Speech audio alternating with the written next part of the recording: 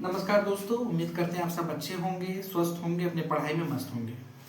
केंद्रीय विद्यालय संगठन का टीयर 1 का एग्जाम सफलतापूर्वक हो चुका है और आप सभी जो है रिवाइज आंसर की का वेट कर रहे हो। साथ ही साथ आपको इस बात का भी वेट है कि रिजल्ट हमारा देखने को कब मिलेगा, टीयर 2 का एग्जाम कब होगा, टीयर 2 की तैयारी कैसे करें, एग्जाम का पैटर्न क्या होगा, इन सारे मुद्दों पे हम बात करेंगे। सबसे पहले अगर हम बात करें कि एग्जाम डेट क्या होगा टीयर 2 का, ये बहुत सारे बच्चे जो है पूछ रहे हैं कि सर टीयर 2 का एग्जाम कब तक हो सकता है, कहीं ईएमआरएस का एग्जाम और केवीएस का एग्जाम आगे पीछे नहीं पड़ सकता है, ज़्यादा गैप तो नहीं पड़ सकता है। तो मैं आपको बताऊं कि आगे पीछे ही पड़ेगा, लेकिन इसमें आपको कुछ अच्छा गैप मिलेगा। अगर हम बात करें कि टीयर 2 का एग्जाम कब तक पड़ेगा, तो ये मान के चलिए कि केवीएस टीयर 2 का एग्जाम आपका अप्रैल के लास्ट वीक से लगाए मई के फर्स्ट वीक में आपको देखने को मिलेगा। तो जो बच्चे भी तैयारी कर रहे हैं केबीएस के एग्जाम के बारे में, तो उनको मैं बता दूं कि आपका एग्जाम अप्रैल के लास्ट वीक से लेके मई के फर्स्ट वीक के आसपास आपका पड़ेगा। तो इसके अकॉर्डिंग आप अपनी तैयारी करिए और इसी के अकॉर्डिंग जो है अपने आप को आगे बढ़ाते हुए ले जाइए, ठीक है। बाकी एग्जाम पैटर्न आप सब जान रहे हैं, इसमें डिस्क्रिप्टिव भी आपको देखने को मिलेगा और ये इसमें एक तरह से लिखित पेपर होगा, आपका एमसीक्यू भी आपको देखने को मिलेगा। तो एग्जाम पैटर्न जो ईएमआरएस का हमें देखने को मिला है, वही पैटर्न हमें केबीएस में भी देखने को मिलेगा। तो नो डाउट ये सेम पैटर्न को फॉलो करते हुए हमें दिखाई दे रहा है। सेफ स्कोर की अगर हम बात करें तो टीयर 1 का सेफ स्कोर अगर हम आपको बता दें, टीयर 1 का सेफ स्कोर अगर आपके मार्क्स 45 से 50% के आसपास बन रहे हैं, तो ये मान के चलिए कि आपका केबीएस टीयर 1 का एग्जाम क्वालिफाई हो जाएगा। क्योंकि मुझे नहीं लगता कि इतना मतलब बहुत हाई इसकी जो है कट ऑफ जाएगी। ऐसा लोग मतलब बहुत लोग कह रहे हैं, बात बता रहे हैं, लेकिन मुझे नहीं लगता कि बहुत हाई इसकी कट ऑफ हमें देखने को मिलेगी। कट ऑफ की रेंज इसकी नॉमिनल रहेगी, क्योंकि इसका जो पेपर का जो पैटर्न था, वो पेपर का पैटर्न थोड़ा अलग था ये हमारे से। और दूसरा क्या है कि ये पैटर्न हार्ड था, मतलब जितने भी बच्चों ने पेपर दे के आया, खुद मेरे ही जो बच्चे हैं पेपर दे के आए, तो उन्होंने साफ साफ तौर पे बताया कि पेपर सर इजी नहीं था, पेपर काफी मतलब टफ आया था, चाहे पीजीटी लेवल की बात हो जाए चाहे टीजीटी लेवल की बात हो जाए।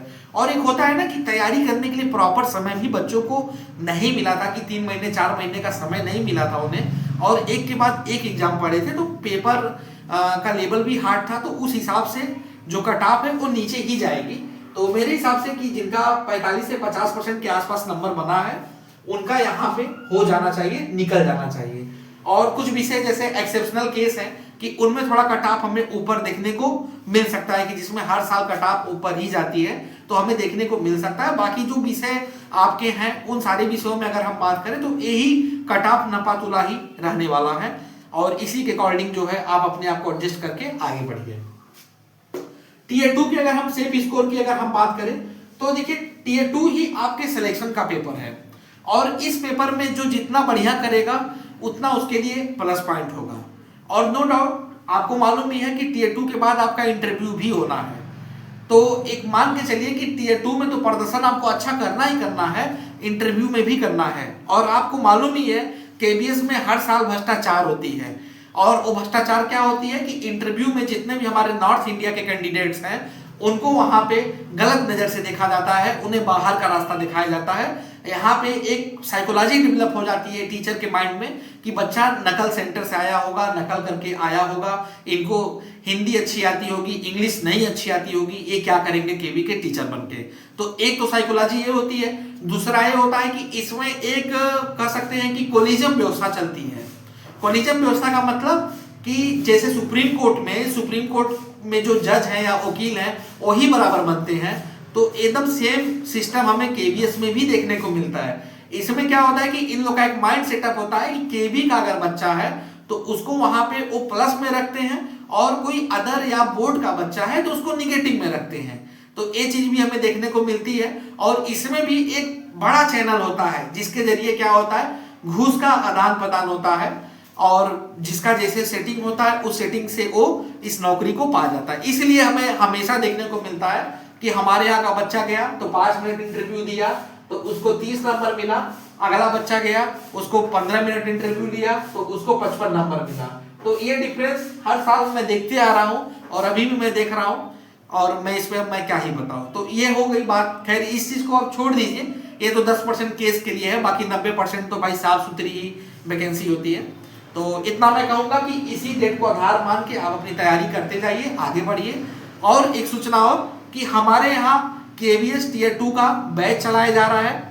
अगर आप चाहते हैं कि आपको आंसर राइटिंग की कंप्लीट गाइडेंस मिले, कितने शब्दों में आपको आंसर लिखना है, आंसर लिखने का सही तरीका क्या होगा, कौन कौन सी गलतियां नहीं करनी है, कैसे अपने आंसर को इफेक्टिव लिखेंगे, ठीक है, सारी चीजें आपको बताई जाएंगी। और साथ ही साथ आपके सिलेबस का पूरा प्रॉपर आपको नोट्स दिया जाएगा, वही कंटेंट दिया जाएगा जो आपके एग्जाम में पूछे जाएंगे, मॉडल पेपर दिया जाएगा और गेस्ट पेपर दिया जाएगा। अगर आप इंटरेस्टेड हैं और चाहते हैं कि आपकी एक सीट आराम से निकल जाए तो हमारा केवीएस टियर 2 का बैच आप ज्वाइन कर सकते हैं। ये बैच हमारे यहाँ नॉन टीचिंग, टीचिंग सबके लिए है।